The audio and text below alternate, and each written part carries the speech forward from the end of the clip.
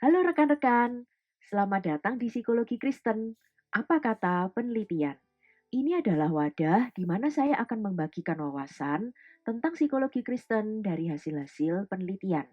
Pada kesempatan ini, saya akan membagikan tentang apakah ada hubungan antara tidur dengan kerohanian seseorang.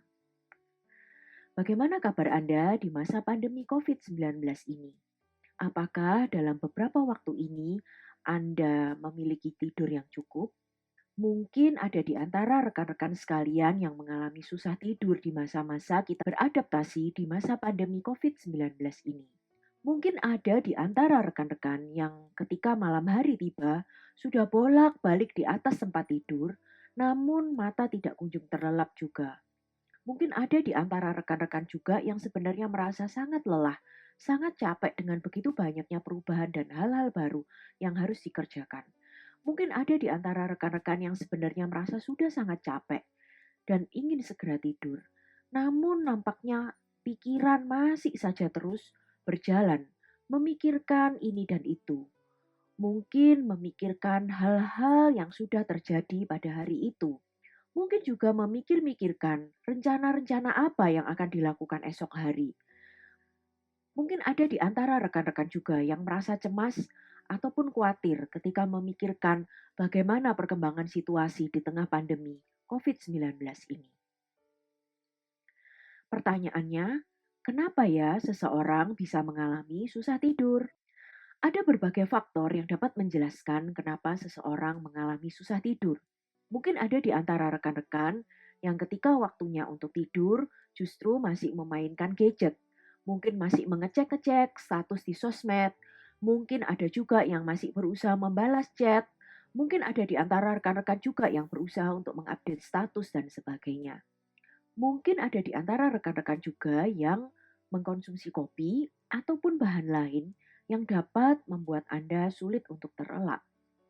Mungkin ada di antara rekan-rekan yang ketika di siang harinya sudah terlalu banyak tidur, sehingga di malam harinya akhirnya juga mengalami kesulitan tidur. Kemungkinan penjelasan yang lainnya adalah jet lag. Ini adalah satu situasi di mana rekan-rekan mungkin bepergian dari satu tempat ke tempat yang lain dengan zona waktu yang berbeda. Sehingga akhirnya ketika kembali lagi ke zona waktu yang semula, memerlukan waktu untuk beradaptasi dengan jam tidur seperti semula. Mungkin ada di antara rekan-rekan juga yang mengalami sakit fisik, sehingga hal ini mengganggu tidur. Misalnya sakit pilek, sehingga hidung tersumbat, mengalami susah bernafas, sehingga hal ini mengganggu rekan-rekan untuk dapat tidur dengan nyenyak. Kemungkinan penjelasan lainnya adalah karena memang mengalami gangguan tidur seperti insomnia.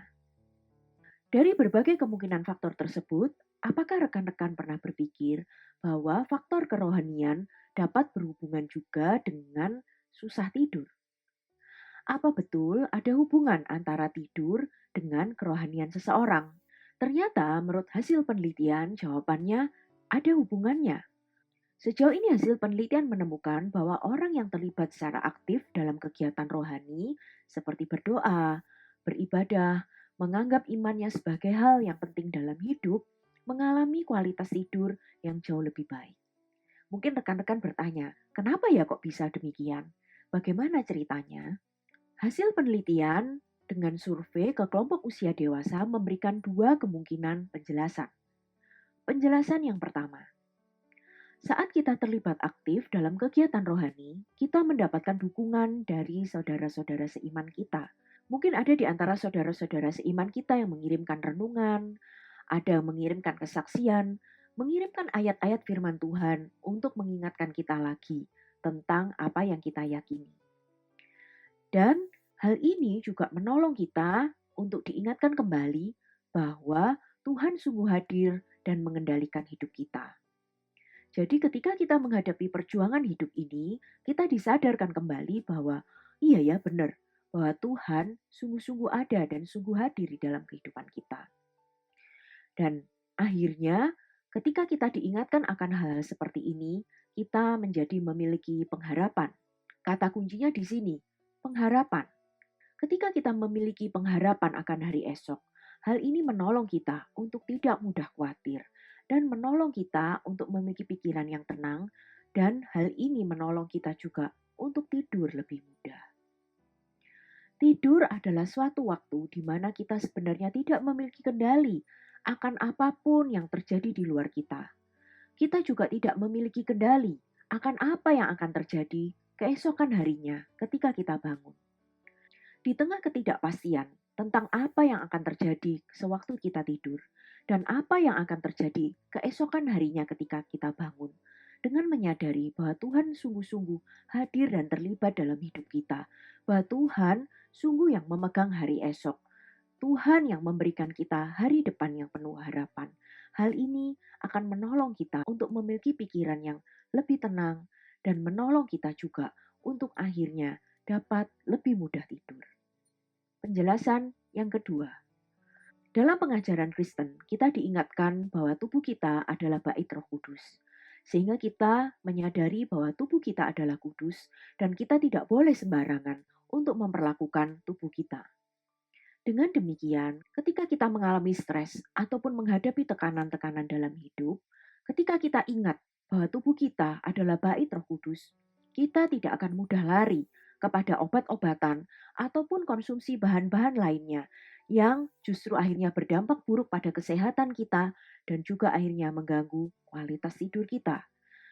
Kita akan memilih jalan misalnya dengan berdoa, dengan mengampuni, dengan mencari bantuan dari hamba Tuhan maupun saudara seiman ketika kita menghadapi masa-masa sulit dalam perjalanan hidup kita. Sehingga hal ini dapat menolong orang percaya untuk memiliki kualitas tidur yang lebih baik. Tentunya hasil penelitian ini bukan untuk mengambil kesimpulan bahwa orang yang tertidur pada saat berdoa adalah orang yang memiliki kerohanian lebih baik. Penjelasan yang masuk akal tentang hal itu bisa jadi karena mungkin rekan-rekan sedang kelelahan, kecapean, sehingga akhirnya tertidur pada waktu berdoa, tertidur ketika membaca Alkitab, ataupun tertidur ketika mendengarkan khotbah. Jadi, bila di antara rekan-rekan ada yang mengalami susah tidur dari berbagai kemungkinan faktor lainnya, mungkin ini waktunya untuk memikirkan kembali kehidupan kerohanian kita. Apakah kita merasakan dukungan dan kekuatan dari saudara-saudara seiman kita? Mungkinkah saat ini kita perlu dikuatkan dan diingatkan kembali bahwa Tuhan sungguh-sungguh hadir dan Tuhan sungguh-sungguh ada dalam kehidupan kita? Dan apakah kita telah sungguh-sungguh menyerahkan perkara hidup kita ke dalam tangan Tuhan? Apakah kita telah meletakkan pengharapan kita sepenuhnya kepada Tuhan yang memegang hari esok?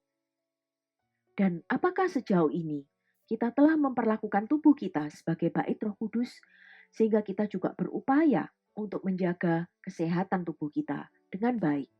Di akhir bagian ini, saya berharap Anda mendapatkan berkat dari apa kata penelitian mengenai psikologi Kristen tentang topik ini.